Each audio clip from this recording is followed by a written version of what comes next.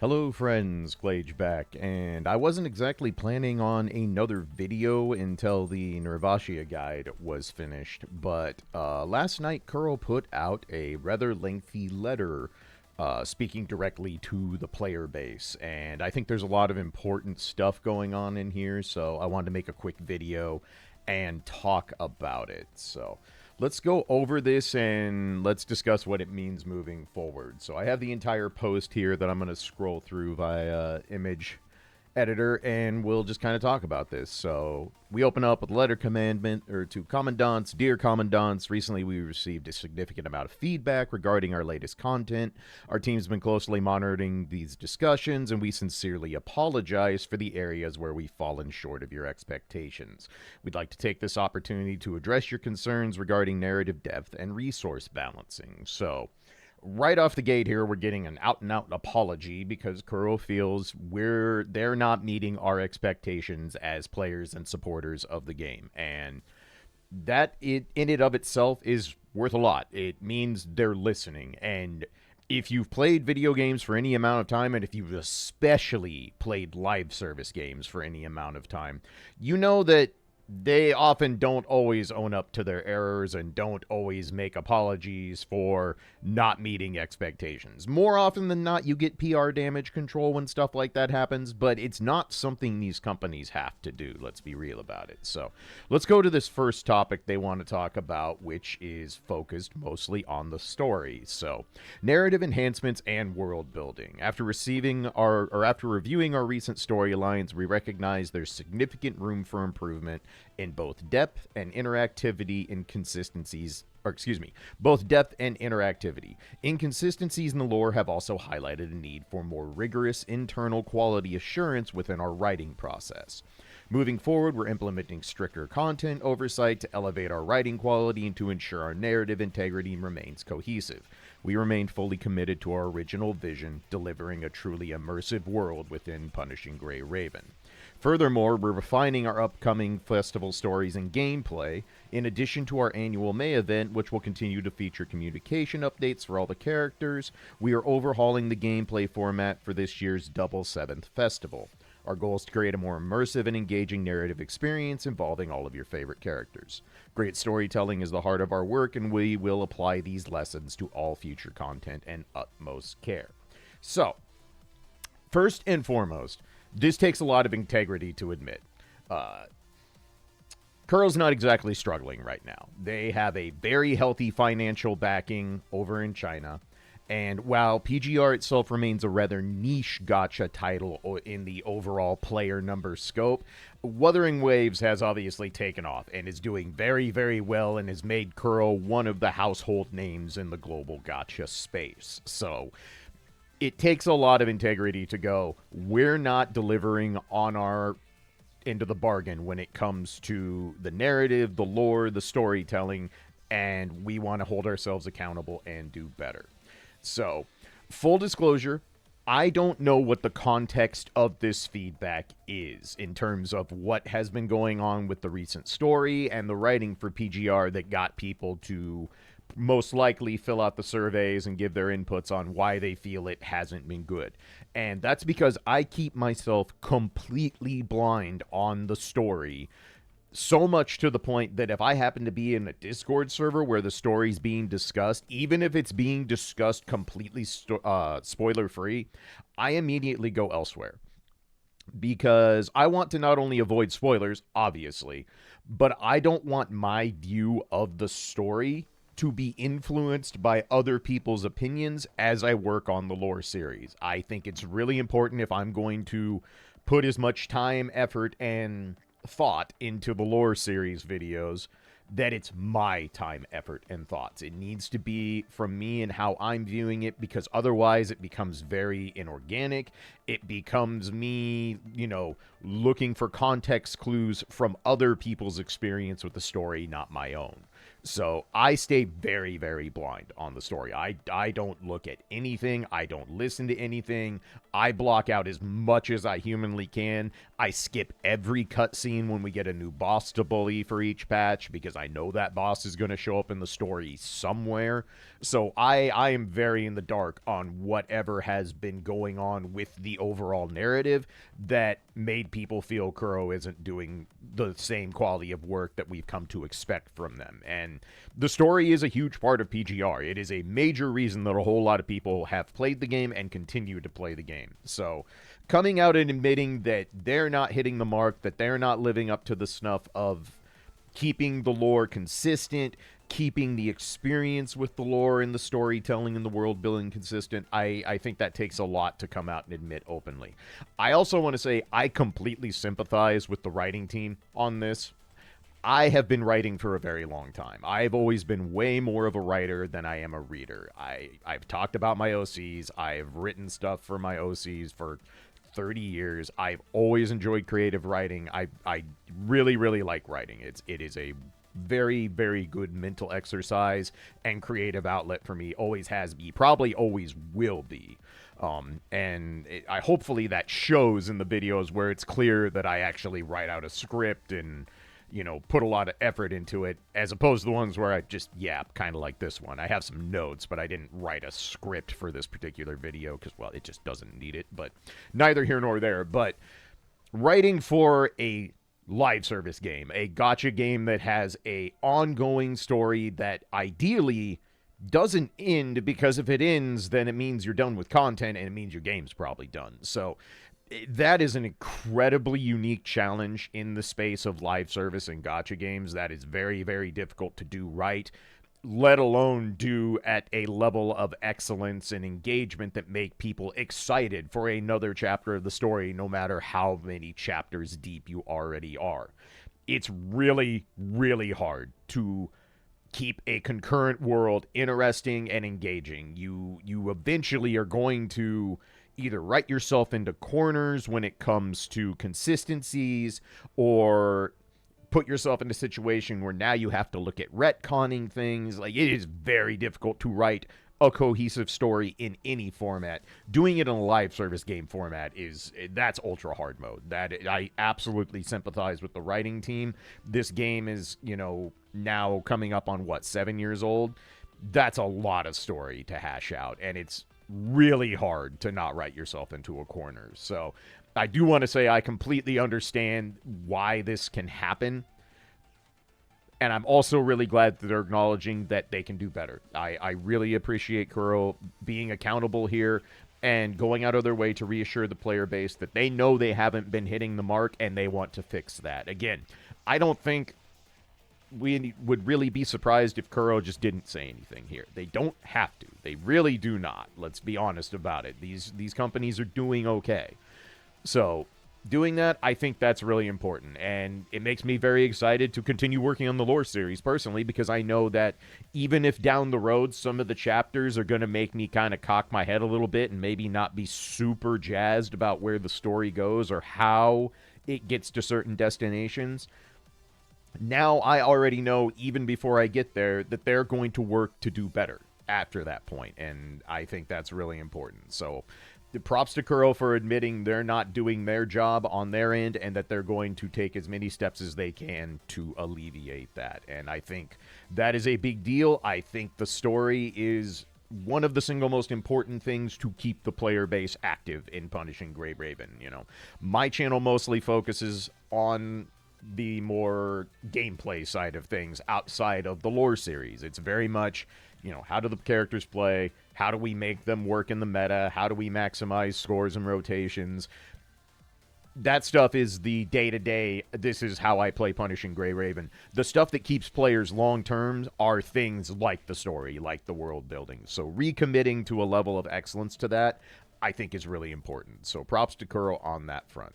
The next thing they talk about is the feeling of progression pressure or progression fatigue in the game in terms of keeping up with resources and keeping your account up to date and all that stuff. So, to alleviate the progression pressure many of you have reported, we are increasing the availability of materials through weekly missions and other gameplay loops. Starting with a better tomorrow, which will be Nirvatia's patch, we will implement the following. Increased R&D resources. We're going to increase the amount of R&D resources obtainable through select version limited events, and increase Hypertune materials. We're increasing the amount of Hypertune mats rewarded in Warzone, Phantom Pain Cage, and weekly missions. We'll continue to monitor your progression experience and fine-tune resource availability accordingly. So, this is just excellent news all around. This is a massive net positive no matter what level you play the game at or how much you spend on it.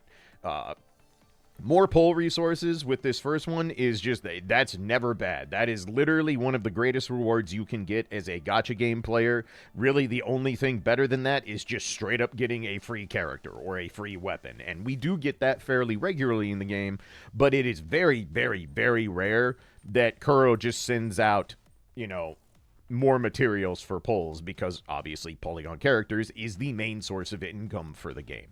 So giving more of those just straight up, we're going to get more tickets now, more black cards, orange cards, etc. from just doing what we do every day and week with the game anyway. I mean, that's just a massive net positive. That's outstanding. The Hypertune materials, I think, is also outstanding. Hypertune materials are easily the most common resources for everyday players to run short of in terms of things that we can acquire through dailies, weeklies, and event modes. Once you get going in PGR, you're never really going to be running short on experience pods or memory experience mats or memory resource mats. You know, getting your memories set up and getting the passives you want on them, that takes some resources, yes, but it's resources you never really feel you're completely short on once you've kind of established your account and you're past the getting everything unlocked and being able to do dailies and weeklies consistently part of the account building process. So more Hypertune materials is great. That's huge, especially for me. I burn through a lot of Hypertune mats testing different memory sets for new characters, and oftentimes burn through Hypertune mats to try out things even after I've made a guide, because inevitably I'll be like, I did not think of this potential combination, and then my brain's like, well, you got to see if you missed something. So this is huge for me personally, but everybody wins out with more Hypertune materials. I think that's outstanding. It's really, really good. More resources for doing the exact same thing is a big W for everyone involved, and I don't really have any much else to say on it. Like, 10 out of good, no notes. Like, more pulls, more Hypertune mats. Good.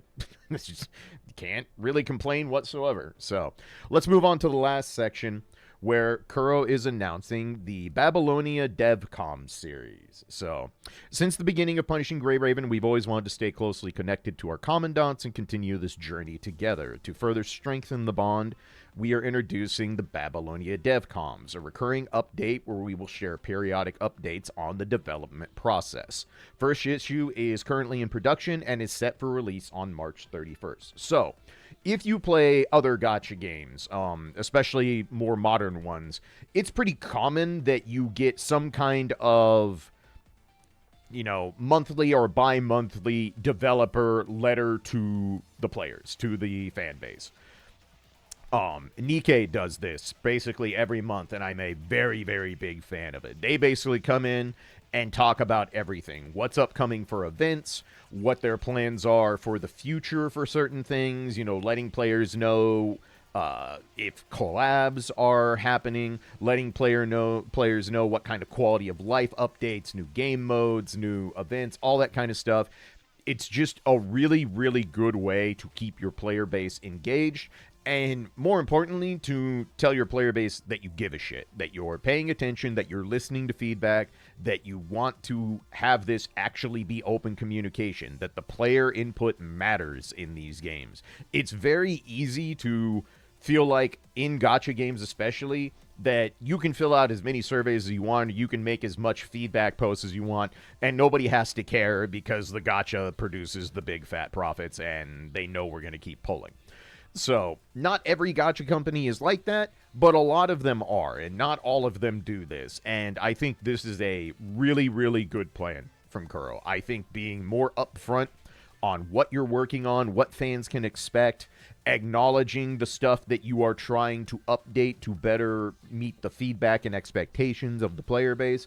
Again, this is nothing but a net positive. I think this is a super good thing. I am absolutely looking forward to them giving us periodic updates with a, just straight from the dev's mouth of, here's what's going on, here's what we're trying to work on, here's some other stuff you can expect, let's keep an open line of dialogue going and make this game better for everyone, the devs and the players, included.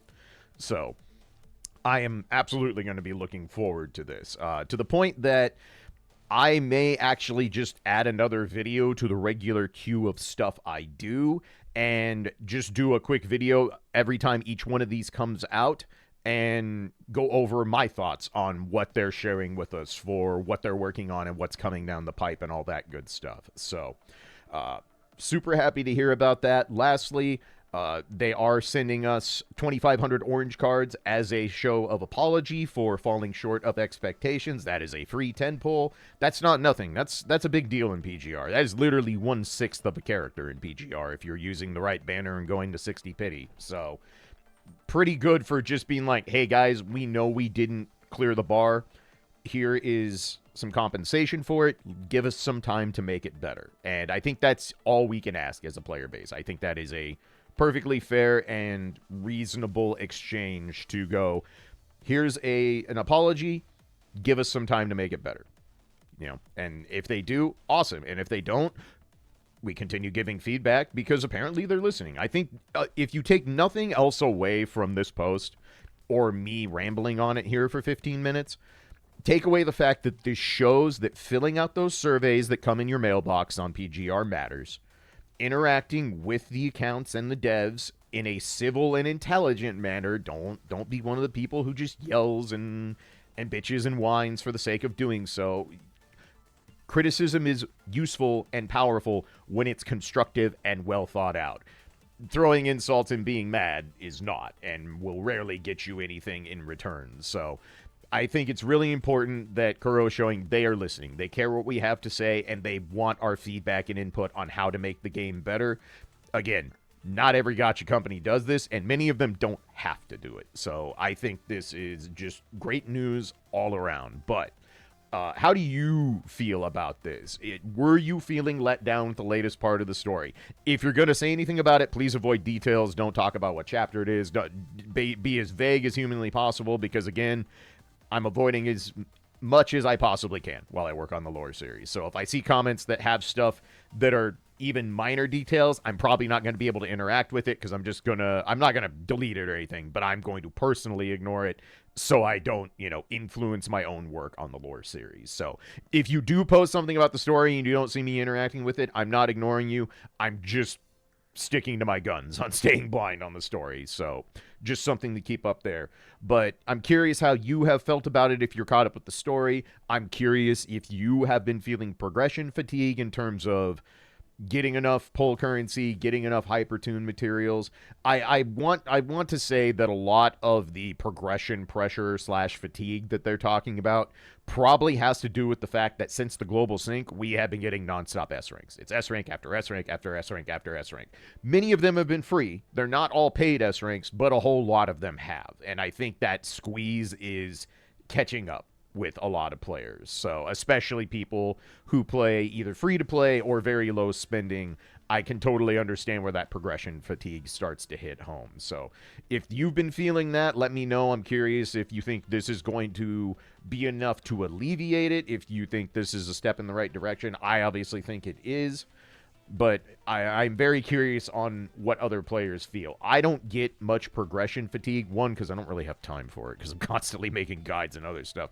But two, I'm a spender in this game. I spend a nominal amount of money in PGR, mostly because at this point they pay me a decent amount of money to make videos on it. It's not a full-time job or a living wage or anything like that, but it is enough for me to throw the amount of money into the game that I am willing to personally spend on it. So, other than that, I am kind of curious if you want more videos of this type on the channel. Do you want me to do more of the, oh, we got this announcement, or do you want me to react to character trailer reveals, stuff like that? I'm curious, do you want me to do a video every time we get the Babylonia DevComs newsletter and go over the details and give you my thoughts, stuff like that? Is that something you're interested in that you would watch, or do you just want to tell me, Clade, shut up, make the guides and make the lore videos? And if that's what you want, that is perfectly okay. I will not be offended if you just want me to stay in my lane. That is not saying I'm going to agree with you, but I'm not going to be offended. I totally get when you watch a channel or a content creator and you vibe with what they do and you're not really interested in seeing new things. So, curious if you want more of this kind of stuff to kind of fill in the gap between guides, lore videos, team updates, the usual stuff that you expect on the channel. So, feel free to let me know that down in the comments. I am very curious about how you feel on that front. But again, wasn't really planning on getting a video, but I feel this is a very important announcement. I think everything that we're seeing in this letter from Kuro is good news. Obviously, falling short of expectations is not good news, but the acknowledgement of it, the accountability they're showing, and showing that they are determined to do better, I think is all positive news. And obviously, getting free stuff, getting more rewards, getting more materials is all very good stuff. I think that's just going to be a universal positive no matter how you think of Kuro or punishing Grey Ravens. So that's going to be it for this one. I'm going to go ahead and get back to working on Nirvatia's guide. I hope to have that ready and up right as the patch hits Monday evening into Tuesday. So look forward to that, barring any issues or lost files or anything like that. Hopefully never again, but we all know what happened to my original lore document, and I wouldn't be the first time a recording has corrupted on me while working on PGR content. But hopefully, knock on wood, none of that, and I just have a guide out for you on time. So I'm going to get back to that. As always, I appreciate you all. Thanks for hanging out. Thank you for all the support and feedback. You want to do the YouTube garbage, feel free. It's always appreciated. It's never necessary, but I'm going back to the lab. So anyway, y'all take care. Make sure to pick up your free 2,500 orange cards out of the mailbox, and I'll catch you in the next one. Peace for now.